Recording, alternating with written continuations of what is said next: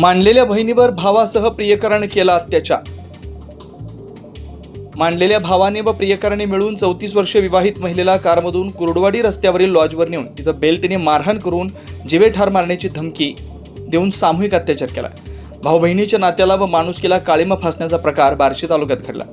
सुरेश परसू माळी व संतोष भास्कर भानवसे अशी गुन्हा दाखल करण्यात आलेल्या संशयितांची नाव आहेत। या दोघांनाही अटक करून बार्शी न्यायालयात हजर केला असता त्यांना पोलीस कोठडी देण्यात आली। याबाबत पीडित 34 वर्षीय पीडितेने तालुका पोलीस ठाण्यात फिर्याद दिली आहे। पीडितेचा नवरा पुण्यात सेंटरिंग काम करतो तर मुलगी बार्शीत शिक्षणास आहे, त्यामुळे ती मागील 3 महिन्यापासून मुलीकडेच राहते। सुरेश परसू माळी याच्यासोबत संबंधित पीडितेचे सुमारे 7 वर्षापासून प्रेमसंबंध आहे। सुरेशचा मित्र संतोष भास्कर भानवसे हा त्या महिलेस बहीण मानत होता। सुरेश माळे व संतोष भानवसे हे दोघे सप्टेंबर महिन्यात पुण्यातून पीडितेला बार्शीकडे न्यायला आले। त्यास पीडितेने नकार देता सुरेशने तिला मारहाण केली। पुढे बार्शीत आल्यावर संतोषने सांगितलं की तू माझी बहीण आहेस, तुझं सुरेश ऐकतो, त्यामुळे त्याच्या मुलीसोबत माझ्या मुलाचं लग्न जमव। तेव्हा सुरेश याच्याशी बोलून सुरेश माळी याच्या मुलीचं संतोषच्या मुलाशी लग्न जुळवलं। दिनांक 22 डिसेंबर 2024 रोजी पीडिता लग्नाला आली होती। लग्न झाल्यानंतर पीडितेचे पती हे जास्त दारूच्या नशेत असल्याने त्याला सुरेश माळे व संतोष भानवसे यांनी वराडाच्या गाडीत पाठवलं।